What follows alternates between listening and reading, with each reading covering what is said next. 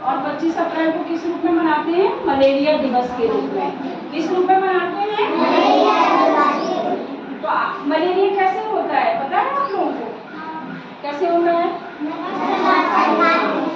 तो मलेरिया मच्छर के काटने से होता है। कौन सा मच्छर काटता है जब हमें? डेंगू नहीं, डेंगू तो बुखार का नाम है।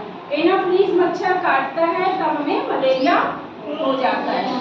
अब आज हम जानते हैं कि मलेरिया होगा तो हमें क्या क्या लक्षण दिखाई देंगे, ठीक है ना? यदि ठंड के साथ तेज बुखार आएगा तो क्या है? मलेरिया। ये मलेरिया के लक्षण है और हमें तुरंत डॉक्टर को दिखाना चाहिए, ठीक है ना? यदि किसी भी व्यक्ति को उल्टी या दस्त होने लगे और साथ में बुखार भी हो तो ये किसका लक्षण है? मलेरिया का।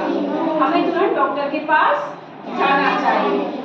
अगर किसी रोगी को एकदम से तेज पसीना आ जाए बुखार के साथ तो भी हमें कहाँ जाना चाहिए? डॉक्टर के पास या पास के अस्पताल में दिखाना चाहिए जिससे रोगी का तुरंत उपचार हो पाए। यदि लगातार कमजोरी या तेज सिर दर्द हो रहा है तो भी ये मलेरिया के लक्षण है, ठीक है ना?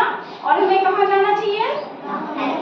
जो हमारे सबसे पास में अस्पताल है या हमें डॉक्टर के वहीं हमें डॉक्टर मिलेंगे और वहीं हमें दिखाकर आना चाहिए, ठीक है ना?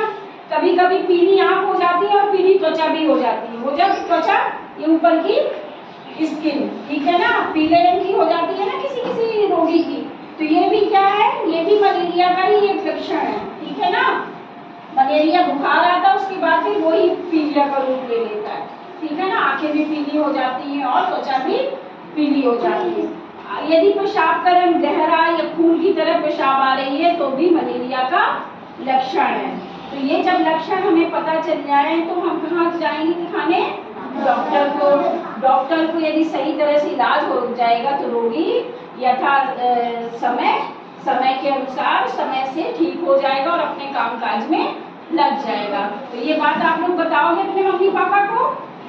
बताओगे ना कि मलेरिया के कौन कौन से लक्षण हैं और मलेरिया कैसे होता है और इससे बचने का उपाय क्या है? हमें मच्छरदानी का प्रयोग करना चाहिए, हमें फुलास्तीन के कपड़े पहनना चाहिए, ठीक है ना?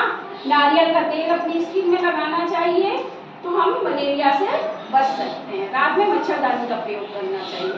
समझ में आ गया सबको? ओके।